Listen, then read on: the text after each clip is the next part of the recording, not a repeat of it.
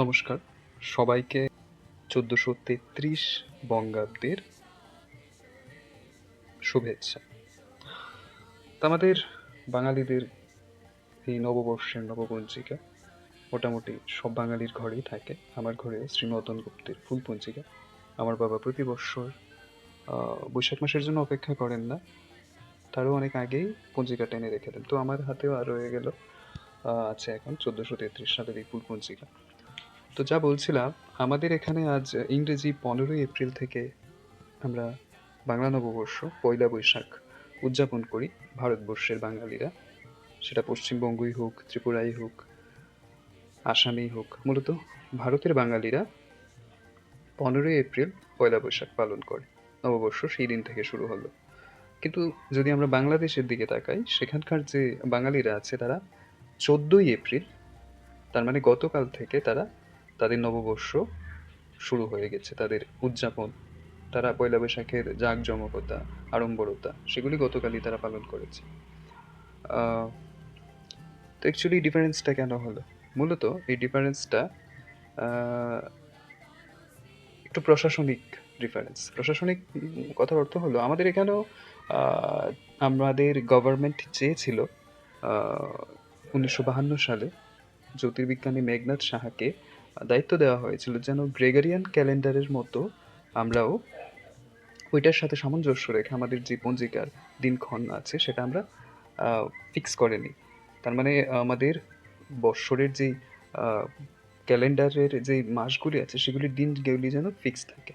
তার জন্য চেষ্টাও করা হয়েছিল। ১৯৫২ সালে মেঘনাথ সাহা একটা প্রস্তাব রেখেছিলেন যে বাংলার যেই প্রথম ১২টি মাসের মধ্যে প্রথম যে ৫টা মাস হবে সেটা হবে ৩১ দিনে, আর বাকি মাসগুলা ৩০ দিনে হবে। অর্থাৎ বৈশাখ থেকে ভাদ্র ৩০ দিনে হবে, আর ৩১ দিনে হবে, আর বাকিগুলা ৩০ দিন।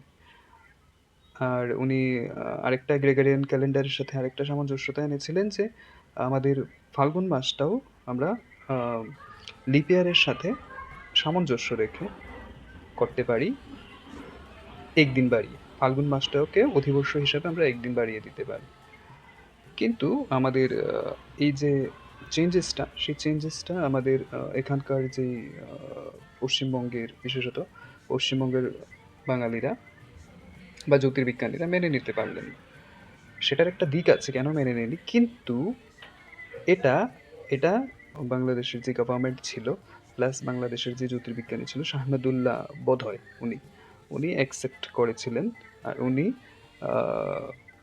সেটাকে গভর্নমেন্টের কাছে বলেছিলেন যে হ্যাঁ, আমরা প্রশাসনিক কাজের জন্য আমাদের যেহেতু দেশের একটা গ্রেগরিয়ান ক্যালেন্ডারের মতো আমাদেরও একটা দরকার, সেক্ষেত্রে আমরা ওই জিনিসটা মেনে নিই। তো তাদের এখান থেকে তারা কি করে দিল, বৎসরের দিনগুলার মাসগুলো ফিক্স করে দিল যে এতদিনেই এই মাসটা হবে। কিন্তু আমরা যদি তাকাই, যে দেখুন, যেমন আমরা যদি আষাঢ় মাসের দিকে তাকাই, এই যে লক্ষ্য করুন, আষাঢ় মাস ৩২ দিন। আবার এই যে জ্যৈষ্ঠ মাস ৩১ দিনে হয়। তার মানে আমাদের এখানে মাসের দিনের হিসাবগুলো ফিক্স না। সেটারও কিছু ভিত্তি আছে, যেহেতু পশ্চিমবঙ্গে বা এখানকার ভারতবর্ষের বাঙালিরা মূলত পঞ্জিকাটা আমরা আমাদের ধর্মীয় আচার আচরণের ক্ষেত্রে মেনে চলি। এখানকার তিথি নক্ষত্রগুলো, যেমন দ্বাদশী হোক, ত্রয়োদশী হোক, কয়টা থেকে কয়টা হবে সেটা মানার জন্য, সেটা দেখার জন্য আমরা মানি। সেক্ষেত্রে আমরা আমাদের ক্ষেত্রে ঠিকই আছি।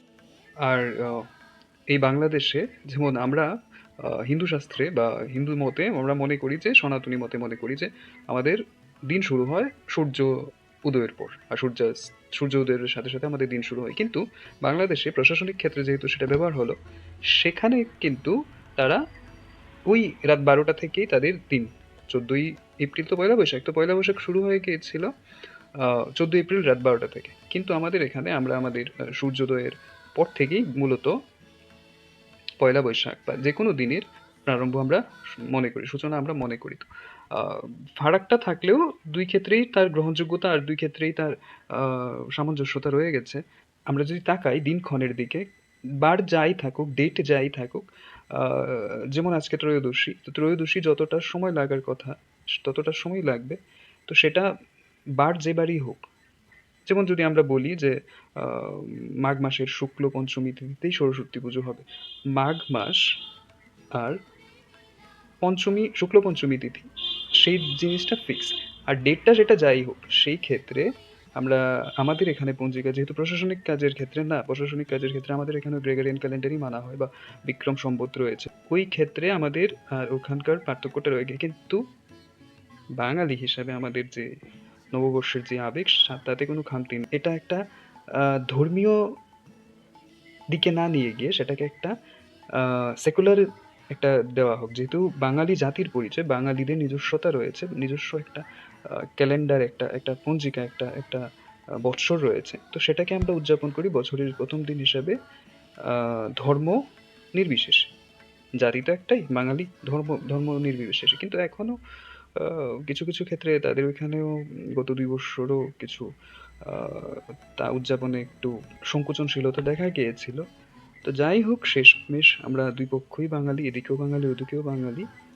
তো আমরা চাইবো আমাদের এই বাঙালি সত্তাটা বজায় থাকুক, একদিন আগে হোক কিংবা একদিন পরে। আমাদের নববর্ষ 1433 দুই ক্ষেত্রেই শুরু হয়ে গেল, আর নববর্ষে আমরা যাতে সবাই নতুন কিছু করতে পারি, আমাদের দুই দেশের সম্পর্কটাও যাতে আবার নতুন করে নতুনভাবে সুসম্পর্কে নববর্ষে শুভ সূচনা হোক, সেটাই আমাদের আকাঙ্ক্ষা থাকা উচিত। তো সবাইকে আবারও 1433 বঙ্গাব্দের নববর্ষের শুভেচ্ছা জানাই। সবাইকে নমস্কার, ধন্যবাদ।